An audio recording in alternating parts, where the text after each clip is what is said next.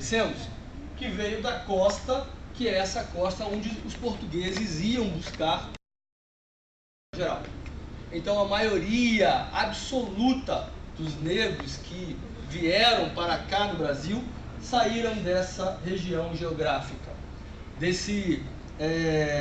dessa costa africana que hoje tem ali Gabão, Nigéria, Gana, Gâmbia. Então essa região é a região que nos deu a grande maioria dos negros que vieram à época aqui a Salvador. Detalhe, para o Rio de Janeiro, Angola contribuiu muito mais, que não foi o caso de Salvador. Mas só para a gente ter uma ideia de que África estamos falando. Então, é em cima dessas regiões que eu fui pesquisar a história da família africana, só para a gente ter essa ideia, para a gente poder entender. E qual foi a experiência familiar durante a escravidão? Bem, durante a escravidão, já em terras brasileiras, o negro teve uma experiência muito complicada. Primeiro porque a política portuguesa era uma política de impedir a família negra. A ideia dos portugueses era realmente impedir, porque eles não queriam criar vínculos. A ideia de que o negro era um bem semovente, a ideia de que ele poderia ser vendido como um bem, forçava a política de que não se deveria jamais, na verdade, dar a permissão à construção de famílias. Havia, evidentemente, o incentivo ao coito sexual para que se reproduzisse a escravidão. Quanto mais negros tivesse, melhor, mais escravos o senhor teria em suas mãos. Então era sim incentivado que os negros reproduzissem bastante. A ideia era essa, mas sem ter a ideia de construção de família. Então houve realmente uma dificuldade muito grande, e durante a história brasileira, notícias sobre famílias escravas são muito poucas. Há alguns diversos relatos, mas diante do universo escravocrata brasileiro, é algo, eu diria, bastante reduzido diante da nossa experiência que nós tivemos aqui no Brasil. Então era realmente quase impeditivo ao negro a formação de uma família.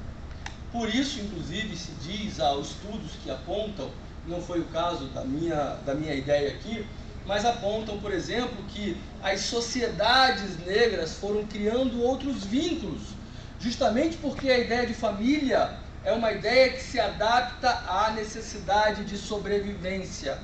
E aí o negro foi criando estratégias que não eram estratégias que nós conhecíamos como experiência familiar, como ele foi, por exemplo, através das suas vinculações religiosas, seja pelos grupos religiosos católicos de negros, seja pelas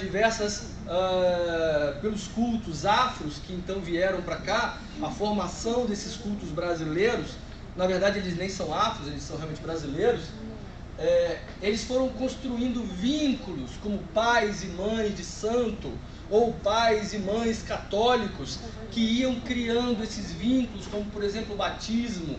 Nós tínhamos a madrinha, o padrinho, toda uma construção que foi sendo feita para dar vazão à necessidade de sobrevivência. É muito interessante isso. Então, a ideia foi tentar trazer um pouco dessa história, e aí, por fim, eu fui conhecer como é a família hoje na África, e fui estudar diversos relatos de famílias atuais africanas, como hoje as famílias africanas vivem, e eu trouxe realmente uma ideia que eu não tinha, porque eu desconhecia essa ideia nossa contemporânea. Apesar de o mundo ocidental impor à África, porque está sendo imposto mesmo, a ideia da família nuclear monogâmica, a família africana ainda, na sua grande maioria, é poligâmica. Isso é muito interessante.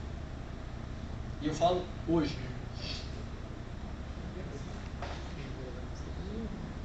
E aí eu já falei um pouco sobre isso, né? Estratégias populacionais, a família escrava, exceção ou regra, como foi essa experiência aqui na América. essas políticas que foram feitas pelos portugueses, impedindo a formação de família, os laços conjugais, que eram bastante precários, muito precários. Os negros não conseguiam manter os laços conjugais, até porque havia um grande problema na nossa escravidão, que não era exatamente um problema para o português, era para o negro, mas para ele era uma grande vantagem, era uma estratégia política. Havia sempre uma quantidade de homens escravos muito maior do que de mulheres. Então era praticamente impossível se construir famílias de negros. Por exemplo, em algumas regiões baianas há notícias de 10 escravos para cada escrava. Então era uma quantidade de escravos muito grande.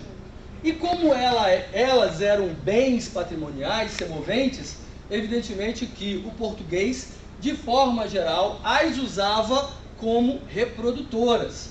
Então elas eram, eu posso dizer, servidas a todos os negros para que elas estivessem sempre emprenhando, porque a ideia era sempre aumentar cada vez mais a quantidade de bem patrimonial.